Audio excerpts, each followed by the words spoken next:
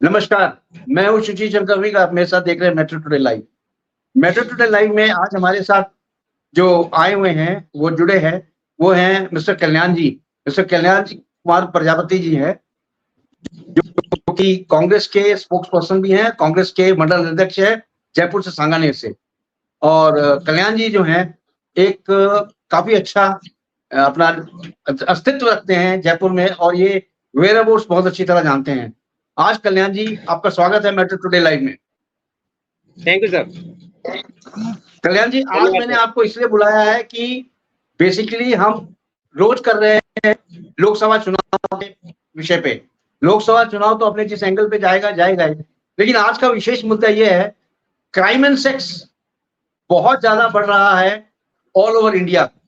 इसका क्या रीजन हो सकता है? क्योंकि क्राइम जो है, क्राइम रेट जो देखा गया है वो इस समय 64% के भी ऊपर है और बराबर ये बहुत ज्यादा हो रहा है। इवन राजस्थान में इतना ज्यादा, अभी राजस्थान में आज की न्यूज है कि जोधपुर में एक लड़की को किसी लड़कों ने, 2-4 लड़कों ने अगवा कर लिया, उसको कोल्ड ड्रिंक्स में कोई नशीला पदार्थ मिला के पिला दिया। उसके बाद उसकी इज्जत आबरू लूटी। इज्जत आबरू लूटने के बाद उनको वो ब्लैकमेल कर रहे थे। ये महीना भर पुरानी बात है, लेकिन आज अखबार में आई है। इसका ये मतलब हुआ कि उस लड़की से उन लड़कों ने 1,20,000 रुपए भी ले लिए, लेकिन फिर भी उसको ब्लैकमेल कर रहे हैं क्योंकि उसका वायरल कर दिया वीडियो। अब वीडियो वायरल करने के बाद आज वो गई है पुलिस थाने में जाके परसों उसने लिखवाई है। लिखवाने के बाद अब कार्रवाई हो रही है। तो क्या इसका क्या कारण हो सकता है कि इस तरह की चीजें, क्राइम और सेक्स का रेशियो बहुत ज्यादा बढ़ रहा है? कल्याण जी, देखिए मेरा मानना ये है कि आदमी जब बेरोजगार होता है या कोई काम नहीं होता है तो उसका दिमाग खुरापात की तरफ डाइवर्ट होता है। और आज की परिस्थिति यही है कि हमारा युवा वर्ग धीरे धीरे बेरोजगारी की गिरफ्त में जा रहा है। रोजगार है नहीं, पढ़ाई महंगी हो गई है। बेसिकली तो इसका देखा जाए तो कारण यही है, क्योंकि जो कुछ लोग बाग आगे पढ़ना चाहते हैं या बढ़ना चाहते हैं, उनके पास में पैसा नहीं है, और पैसा जिसके पास में है वो उनका मिसयूज करते हैं। अब जैसा आपने बताया कि कोल्ड ड्रिंक नहीं है कि इस तरह का करना और उसको ब्लैकमेल करना, ये आम घटनाएं हो चुकी है। जिन लोगों के पास में पैसा है वो ऐसे ही लोगों को या ऐसी लड़कियों को ढूंढते हैं जिनको वो ब्लैकमेल कर सके, जिनको मिसयूज कर सके। घर वाले इतना पैसा दे नहीं सकते कि उनको पीजी में रखें, उनकी पढ़ाई का पैसा दे और फिर पीजी में रहते हुए उनको कोचिंग करवाए, क्योंकि कोचिंग आज इतनी महंगी है कि कोई भी एग्जाम देने से पहले अगर 3 महीने 4 महीने की अगर आप कोचिंग लेते हैं तो आपके पास में लाख रुपए चाहिए, लाख 1.5 लाख रुपए चाहिए, तो हर आदमी अफोर्ड नहीं कर सकता। तो बेसिक ये है कि हर आदमी की इच्छा होती है कि वो पढ़ लिख कर, एजुकेटेड होकर कहीं अच्छी नौकरी करे, अपने परिवार को संभाले। और माँ बाप भी यही चाहते हैं कि अपने बच्चे अच्छी तरह से पढ़ जाएं, लायक बन जाएं। मगर जब वो बाहर जाते हैं पढ़ने के लिए तो उनकी जरूरतें पूरी नहीं होती या उनको किसी चीज की आवश्यकता होती है, तब ऐसे लोग बाग, जो पैसे वाले लोग बाग हैं, वो उनको मिसयूज करते हैं, उनको ब्लैकमेल करते हैं और उनकी पूरी लाइफ डिस्ट्रॉय कर देते हैं। गवर्नमेंट को के माध्यम से मैं कहना चाहूंगा कि जो भी तो शिक्षा पर सबसे ज्यादा ध्यान दे। जी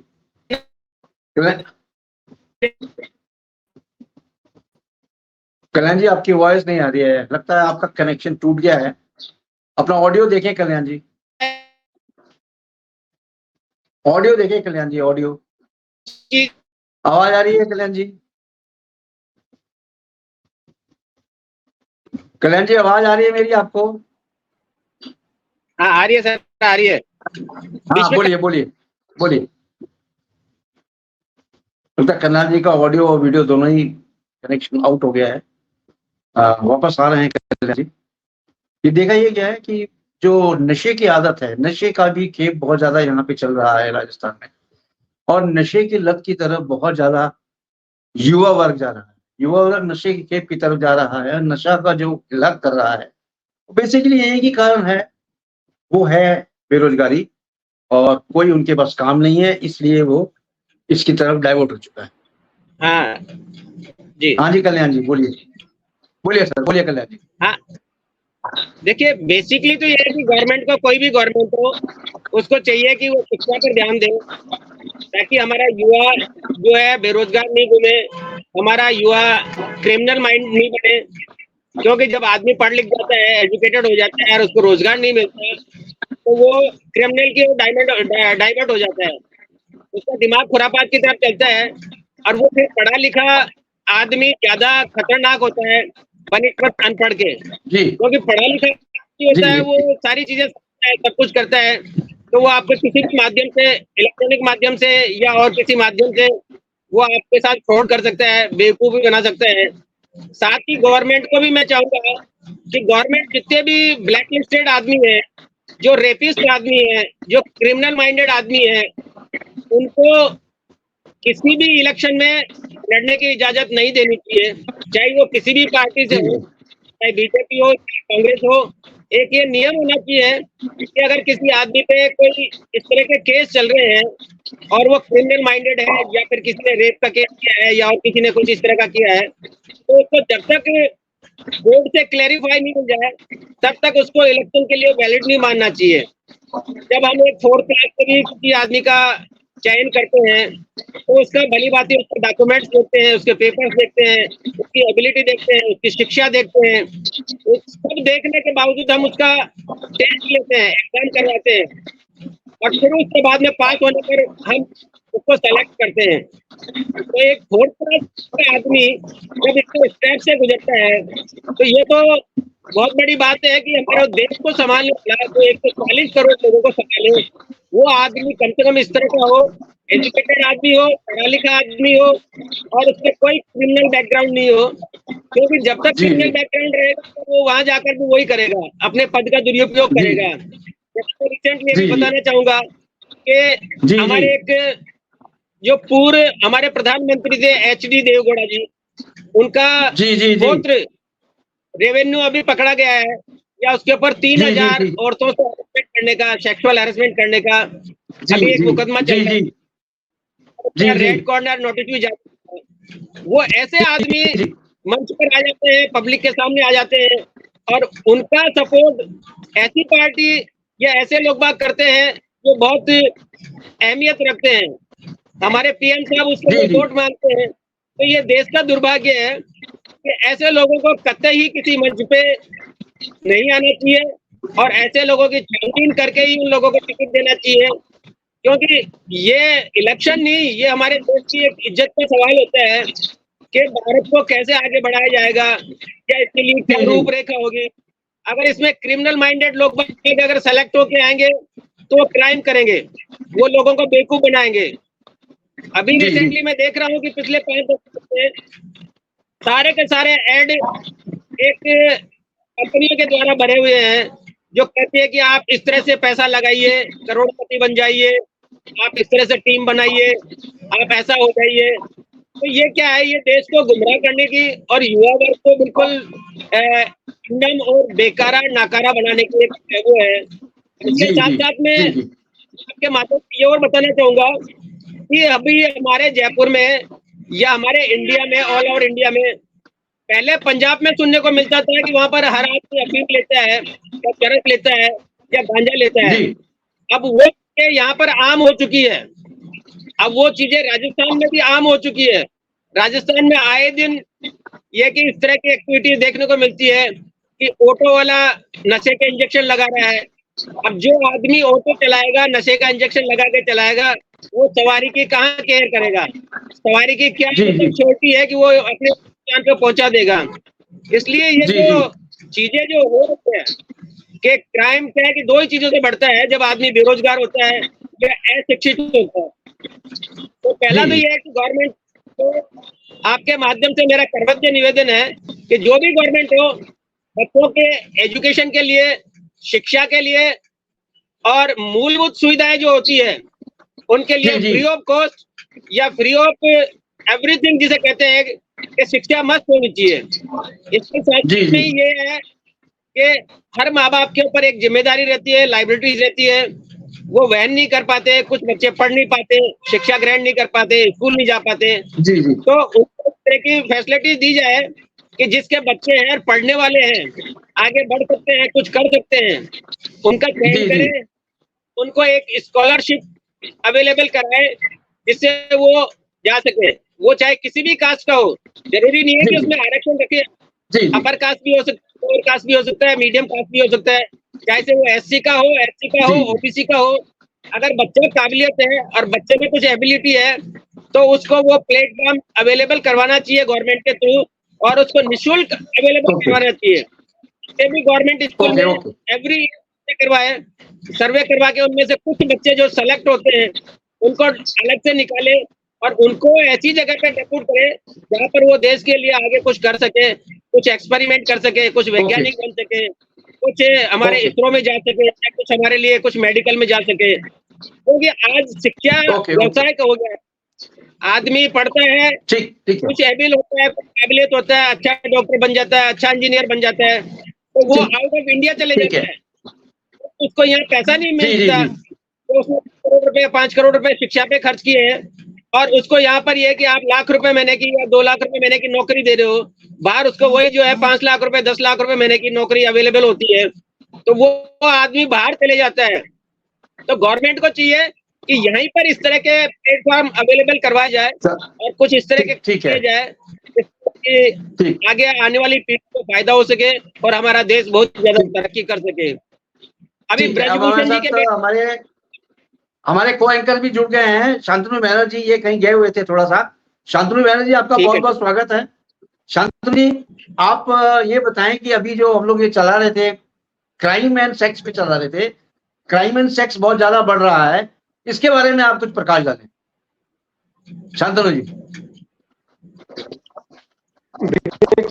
साइकोलॉजी के हिसाब से मैं बात करता हूँ जो सेक्स है वो सेक्स क्यों है जो सेक्स की तरफ रुझान है वो क्यों है उसका कारण मैं पहला तो ये बोलूंगा कि जितना आप दमन करेंगे किसी चीज का उतना जितना आप सेक्स का दमन करेंगे उतना ही सेक्स उभर कर आएगा। अगर इसको एक नैसर्गिक रूप से अगर इसको देखा जाए कि सेक्स एक नैसर्गिक चीज है एक जरूरत की चीज है एक मूलभूत आवश्यकता है तो इसमें इतनी दिक्कत नहीं है। हमने इसको ऐसा बनाकर रखा है एक ऐसा स्टिग्मा को बना दिया है नहीं ये अच्छी चीज नहीं है। तो ये जब जहां इसका दमन होता है तो दमन होते ही ये चीज और तेजी से ऊपर उभरता है। दूसरा मैं ये बोलूंगा कि जैसे पुराने जमाने में इतना ये सब क्राइम नहीं था इसके भी कारण है इसका कारण है जैसे आजकल जो मोबाइल है वो पुराने जमाने में मोबाइल नहीं थे मोबाइल की वजह से जो पॉर्न साइट्स हैं ये पॉर्न साइट्स बहुत इजीली सुलभ है ये पॉर्न साइट्स कम कपड़े पहनकर अपने जिस्म की नुमाइश ये पहले ये चीजें नहीं थी। पहले आप देखिए कि जो महिलाएं थी वो बड़ी शिष्टाचार में थी अपने आप पूरी तरह से ढक के चलती थी और ये माना जाता था कि ये मर्यादा है। आजकल मर्यादा का उल्लंघन हो रहा है मर्यादा का उल्लंघन हो रहा है तो आप खुली आप एक इन्विटेशन दे रहे हैं कि भाई आप आमंत्रण है खुला निमंत्रण है कि आप आइए। ये पहले ये सारी चीजें नहीं हुआ करती थी। फिर आप देखिए कि आजकल का समाज कहाँ जा रहा है कि माँ बाप ऐसे सेल्फीज लेते हैं जो शायद बच्चे देख भी नहीं सके उसको लेकिन वो ऐसा करके अपनी ब्रॉड माइंडेडनेस वो शो करते हैं कि भाई हम कितने खुले विचारों के हैं। तो माँ बाप जो किसी चीज को इतने खुले तरीके से कर रहे हैं तो इस उदाहरण वो बच्चों को देंगे। तो इन चीजों की समय आया है तो एक पर्दा जो था वो पर्दा ना तो युवा वर्ग में है ना उनके माँ बाप के बीच में है। तो जब वो पर्दा खत्म हो गया तो फिर इसमें कुछ बात रही नहीं। दूसरा मैं ये बोलूंगा कि एक सीमा में आप देखें कि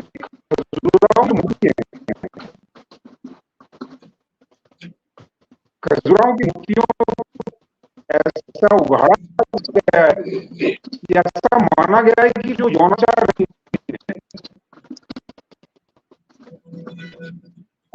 वो अभी तक भी इस चीज को, जो पहले पुराने जमाने में ऋषि थे, मुनि थे, तो ऐसा नहीं कि वो बिन ब्याहे रहते थे, उनकी बहुपत्नीक प्रथा भी थी। कुछ ऋषि मुनि ऐसे भी थे जिनके दो, एक से ज्यादा उनकी पत्नियां थी, तो ये बुराई नहीं थी, ये एक नेसेसरी चीज थी, एक आवश्यकता थी। तो पूरे भारतीय तो अंतर आजकल क्या है कि ये यौनाचार नहीं करते, हाँ ये विचार बन गया, मर्यादा का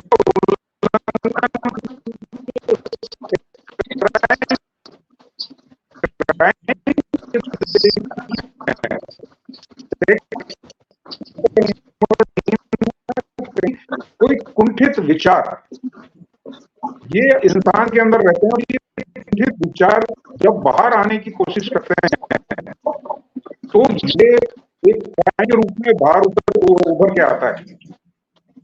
दूसरा ये कि जो पॉलिटिकल एरिया में, बोलूंगा राजनीतिक एरिया में है, तो राजनीतिक एरिया में लोगों को ये लगता है कि हमारे पास पावर, एक जो कहावत है कि power corrupts and absolute power corrupts absolutely.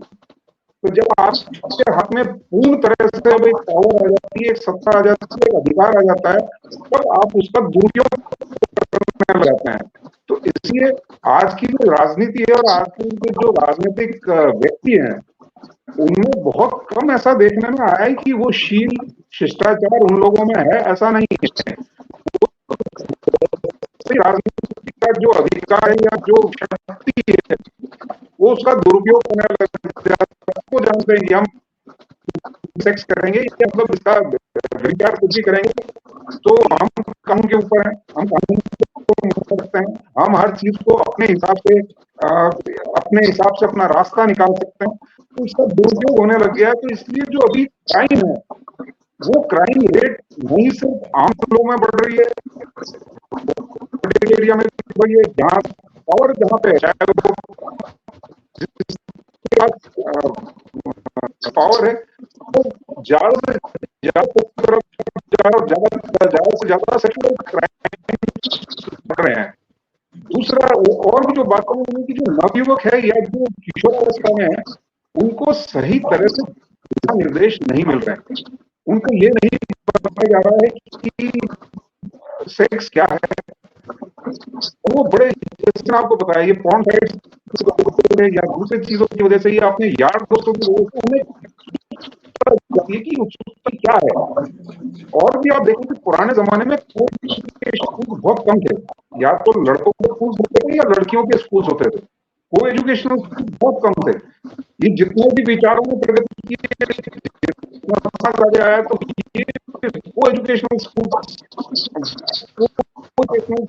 आए, तो बहुत छोटे बच्चे, 5वीं 6वीं 7वीं के बच्चे वो है कि भाई क्या है, क्योंकि उनका जो प्रसवदन है वो जल्दी, वो 12-13 साल की उम्र में कर चुके हैं। अभी कर चुकने के बाद एक बार अगर आपको कोई भी चीज आपके खून मुंह लग गया है, खून मुंह लगने के बाद फिर वो होता नहीं है, फिर उसके बाद तो इसलिए आपकी जो नई जो पीढ़ी है, नई पीढ़ी उसके जो उसकी पूरी तरह से ये आगे आ चुकी है। और मेरा ये मानना है कि सरकार कुछ ऐसे ठोस कदम उठाए, जो इस तरह के व्यभिचार हो रहे हैं, रेप्स हो रहे हैं, क्राइम्स हो रहे हैं, अगर इसके खिलाफ मिडिल ईस्ट में आप देखें, अरब कंट्रीज में देखें, आप अरब कंट्रीज में अगर आपने इस तरह कोई क्राइम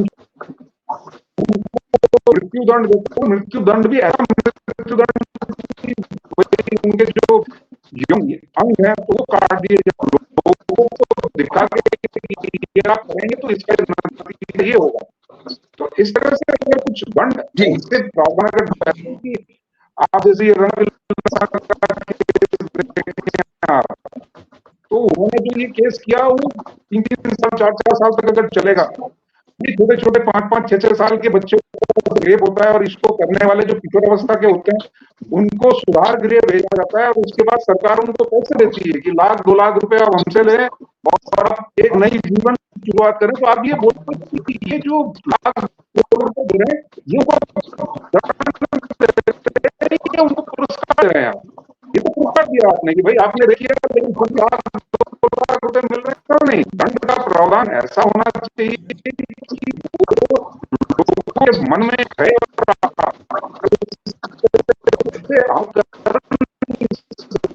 खुला व्यभिचार होना चाहिए, ये खुला नहीं हो सकता है। तो मेरा तो ये कहना है।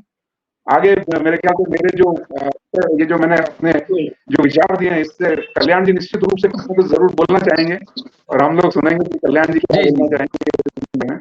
कल्याण जी, आप शांतनु जी के विचारों से सहमत हैं कि जो विचार इन्होंने अभी व्यक्त किए हैं सेक्स एंड क्राइम के बारे में, आप उस पर कुछ टिप्पणी करना चाहेंगे कल्याण जी? जी, मैं इनके सब विचारों से सहमत तो नहीं हूँ कि कुछ विचारों से सहमत हूँ। बोलिए। कि पहले में अब में बहुत फर्क है, क्योंकि वो कहते हैं कि आविष्कार जो होता है वही विनाश का कारक बनता है। पहले क्या होता था, अब क्या होता है, हम इसकी चर्चा कर ले या फिर ये कि नारे दे दे कि नारी शक्ति का नारा दे दे, गौ माता का नारा दे दे या धर्म की रक्षा का नारा दे दे। नारे देने से कोई देश नहीं चलता और न ही क्राइम और सेक्स रुकता है। बेसिकली हमारा जो आविष्कार जो हुआ है कि आज जिसके माध्यम से हम लोग आप एक दूसरे से जुड़े हुए हैं, बातचीत कर रहे हैं मोबाइल के थ्रू, कनेक्टिविटी के थ्रू, तो ये कि आविष्कार है। बाकी आविष्कार का मिसयूज किया जा रहा है कि इस आविष्कार को कुछ लोगों ने इसको हैक कर लिया है और इसमें इस आविष्कार में हमारे को ऐसी बातें परोसी जा रही है तो हम नहीं देखना चाहते मगर फिर भी देखते हैं। इसमें मोबाइल में सेक्स, मोबाइल में सारी चीजें जो इस तरह की चीजें जो आती है वो आदमी को वक्त से पहले परिपक्व बना रही है, वक्त से पहले सोचने के लिए मजबूर करती है और आदमी जिन चीजों को जानता नहीं उन चीजों को भी एक्सपेरिमेंट करने के लिए वो उत्साहित होता है। क्योंकि मानव जो है जिज्ञासु प्रवृत्ति का आदमी है, मानव की प्रवृत्ति होती है हर चीज को जानने की। जब मोबाइल में कोई चीज आती है फिर उसको खोल के देखने की कोशिश करता है और जब उसको दिखता है तो उसको प्रैक्टिकल करने की कोशिश करता है। तो ये मोबाइल ऐसी चीज है जो गवर्नमेंट के हाथ में है। गवर्नमेंट अगर चाहे तो इस मोबाइल के ऐसे चैनल्स पे या ऐसी वेबसाइट्स पे या ऐसे लिंक पे एक बैरियर लगा सकती है, उसको रोक सकती है जो हर कोई आदमी नहीं देख सकता या हर कोई आदमी नहीं देख सके। पहले ये कि ठीक है पर्दा प्रथा थी, आजकल हम कहते हैं कि स्त्रियों को बराबर का अधिकार देना चाहिए। जहाँ बराबर का अधिकार मिलेगा वो आपके साथ में काम भी करेगी, काम करेगी तो कहीं पे आप उनसे एक इमोशनली अटैचमेंट बढ़ेगा और जहाँ इमोशनली अटैचमेंट बढ़ेगा वहाँ इस तरह के क्राइम बढ़ेंगे भी। क्योंकि गवर्नमेंट ने अभी जो रिसेंटली एक जो रिलेशनशिप नाम देके एक कानून निकाला है, रिलेशनशिप, क्योंकि जरूरी नहीं है कि मैं हमेशा आप मेरे से खुश रहे, तो जब तक वो खुश रहते हैं तब तक वो रिलेशन मेंटेन रहता है। जैसे ही इनमें कुछ मिसअंडरस्टैंडिंग होती है वो रिलेशन टूट जाता है और वो रिलेशन एक केस का कारण बन जाता है कि साहब इसने मेरे साथ हैरेसमेंट किया, इसने मेरे को कोल्ड ड्रिंक में ये पिलाया, इसने मेरे को ये पिलाया। तो गवर्नमेंट के ऊपर बहुत कड़ा एक्शन लेना चाहिए और कुछ एक एज लिमिट होनी चाहिए, एक एज बार होनी चाहिए कि इस एज के बाद में अगर कोई आदमी इस तरह का एज करता है या इस तरह की कोई अगर इमीडिएटली विद इन 24 आवर्स है या विद इन 36 आवर्स है या 72 आवर्स से अगर कोई आदमी क्राइम करके केस करता है तो उसके साथ में कोई क्राइम हुआ तो केस करता है तो वो तो ठीक है। 4 साल तक आप साथ रह लिए, 4 साल तक एक दूसरे को यूज कर लिए, आपने उसके पैसे ये हड़प लिए, आपने कुछ सब कुछ कर लिया और 4 साल बाद में आपको लगता है कि अभी पैसे नहीं दे रहा है या पैसे देने के लायक नहीं है, मेरे को कोई दूसरा मिल रहा है, तो आप उसको एक टैक्स स्कैंडल में फंसा देते हैं, ये गलत है। दूसरा ये है कि अभी मान लो कि हमारे जो ब्रजभूषण जी थे, हमारे नेता थे, सत्ता पार्टी में थे, अब आप एक तरफ तो कहते हो नारी शक्ति, उन्होंने जिस तरह का काम किया आप उनको हटाकर उनके बेटे को टिकट दे रहे हो, और उनको पनिश भी नहीं कर रहे हो, तो ये भी गलत है। क्योंकि अगर कोई आदमी गलत है, जिस आदमी को आप ये मानते हो कि इसका आदमी को टिकट नहीं देना चाहिए, इसका मतलब ये है कि वो आदमी गलत है। आप टिकट नहीं दे रहे हो, इसका मतलब गलत है। जी जी बाकी उसका सब जी जी उसी के परिवार में उसी को आदमी को दे देते हो, तो आप उसको एक तरह से बढ़ावा दे रहे हो। ये भी मेरी नजर में गलत है। इसलिए न बढ़ावा देना चाहिए और न इस तरह की हरकतें करनी चाहिए। आपको चाहिए कि आप प्रॉपर जो है दूसरे आदमी को दे, कि ऐसे आदमी को दे जो आपका भला कर सके, आपकी पार्टी का नाम कर सके, देश का नाम रोशन कर सके। तो बहुत सारी चीजें हैं जो गवर्नमेंट को सोचने की है, गवर्नमेंट उसमें कर सकती है। क्योंकि हमारा आप तो सिर्फ सजेशन दे सकते हैं, बाकी जैसे इलेक्ट्रॉनिक मीडिया है, इलेक्ट्रॉनिक चीजें हैं, या बहुत सारी चीजें होती है जिसके माध्यम से क्राइम फैल रहा है, जिसके माध्यम से ये है कि आज का युवा नशे की तरफ जा रहा है या ग्रसित हो रहा है। क्योंकि रेवेन्यू लेना और गवर्नमेंट का ये एक मोटिव नहीं होना चाहिए कि रेवेन्यू गवर्नमेंट के पास में आ रहा है तो इसलिए सब छूट दे दो। आज ये कि गैम्बलिंग करवा रहे हैं, ये भी एक तरह का क्राइम है। आप ये कि दूसरा ये कि आप नशे की लत लगा रहे हो, ये भी एक गैम्बलिंग है। गवर्नमेंट ने जिस तरह से ये किया अपने फायदे के लिए, ऐसे कंपनियों के पैसे के लिए, और गवर्नमेंट सबको उनको पैसे लगा दिए, तो ये भी एक तरह का क्राइम है कि आपने रेमडेसिविर है या कोविशील्ड है, इंजेक्शन बिना परखे बिना जांचे आज लगा दिए, 2 साल बाद भी उसका इफेक्ट पता लग रहा है, तो ये भी एक तरह का क्राइम है। और इसको ये है कि सरकार को या गवर्नमेंट को सख्त निर्देश देने चाहिए, कुछ इस तरह का काम होना चाहिए जो आगे इस तरह की कोई हरकत करे तो उसको पनिशमेंट मिले, चाहे वो नेता हो चाहे आम आदमी हो। क्योंकि जीवन सबका होता है, सुरक्षा सबकी होनी चाहिए।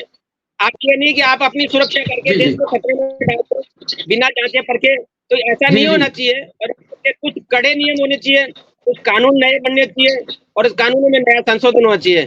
मेरा तो मानना यही है सर। कल्याण जी मैं आपसे ये भी पूछना चाहूंगा कि पूरे देश में, पूरे इंडिया में कई जगह इस तरह की दुकानें भी खुली हुई हैं जहां पे युवा वर्ग को चाय की लत से आगाह किया जाता है और चाय के अंदर ही कुछ ऐसी चीजें मिलाई जाती हैं जिससे कि वो लत लग जाए उसको और वो नशे की तरफ जाए। मैं आपको जयपुर में भी ऐसे कई चाय की दुकानें बता सकता हूं जहां पे सुबह से लेकर शाम तक लाइन लगी होती है। यहाँ तक कि हमारे चीफ मिनिस्टर जो हैं वो भी उस दुकान में जाके चाय पीते हैं। इसका क्या कारण है? क्योंकि उस चाय के अंदर वो कुछ मिलाते हैं, जो मिलाते हैं वो सबको पता है क्या चीज मिलाते हैं, उस पर कार्रवाई नहीं हो रही है। इसका मतलब है कि वहां से रेवेन्यू आ रहा है। देखिए वहां से रेवेन्यू नहीं आता है, चाय की दुकान वाला रेवेन्यू नहीं देता है, जबकि चाय की दुकान वाला आरएएस और आईएएस अधिकारी से ज्यादा कमाता है। वो चीजें वही तो हो रही है। आजकल कंपटीशन का जमाना है, हर आदमी देखता है कि मैं बेटर सर्विस दूं, और बेटर सर्विस के नाम पे वो युवाओं को जहर परोस रहे हैं, युवाओं को लत लगा रहे हैं।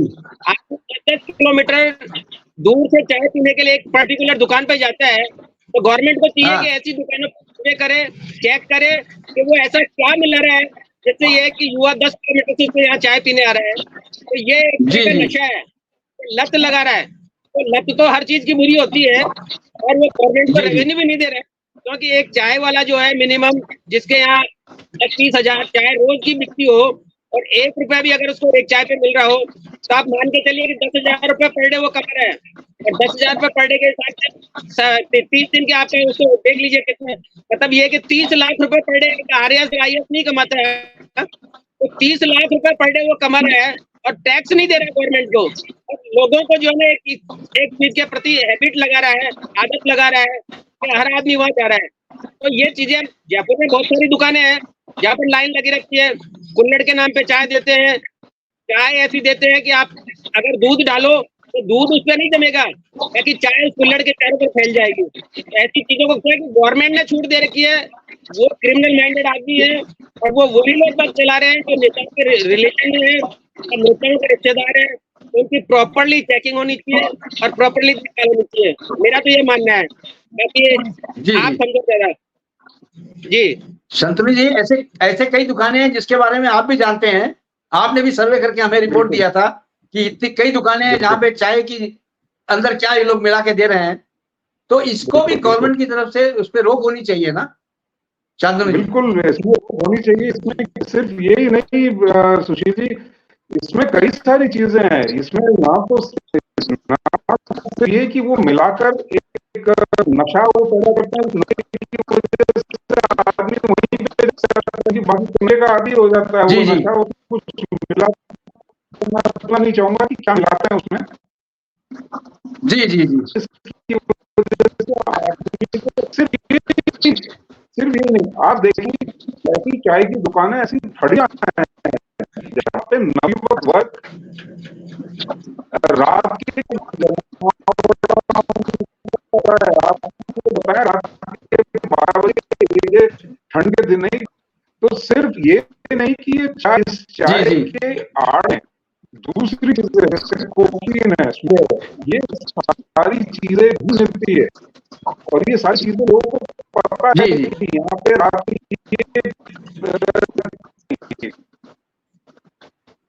और ये रात इससे कि नशे पे है कि आजकल क्या जयपुर में बाहर से पढ़ने वाले बहुत बहुत सारे सारे आते हैं। विद्यार्थी आए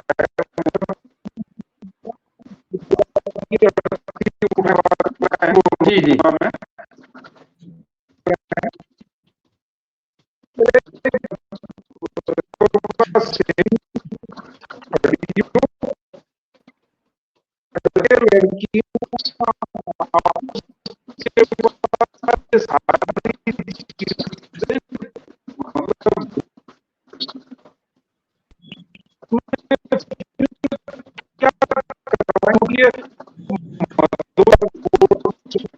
हैं, ऐसी कोई भी चीज, जी। ये सिर्फ चाय की थड़ियां नहीं है, ये थड़ियां ये क्राइम को बढ़ाने एक रिसोर्ट होता है, तो ये एक रिसोर्ट है, ये जी, जी। नवयुवकों का एक रिसोर्ट है। चाय की आड़ में बहुत सारी चीजें हैं, और ये अपनी पार्टी नहीं, पुलिस हर तरफ से इनमें शिकंजा कसना चाहिए, और पूरी आमूलचूल एक परिवर्तन होना चाहिए। इस आमूलचूल परिवर्तन में उनको तय करना चाहिए कि जो नवयुवक है, नवयुवक वहां नहीं जाए, अगर जाता है तो क्यों जाता है, प्लेन क्लोथ्स में पुलिस वहां पे तैनात होनी चाहिए, पुलिस को जी, पता जी। करना चाहिए, और ये राजनीतिक जो सत्तारूढ़ दल है तो उनको भी ये पूरी देना चाहिए कि इस तरह का तोड़ ये समाज में फैले नहीं। जी, जी। बहुत बहुत धन्यवाद शांतनु जी आपका, और कल्याण जी आपका बहुत बहुत धन्यवाद। थैंक यू वेरी मच, आप जुड़े वार्ता Thank you, में। जय हिंद, जय भारत। जय हिंद सर, जय भारत। जय हिंद।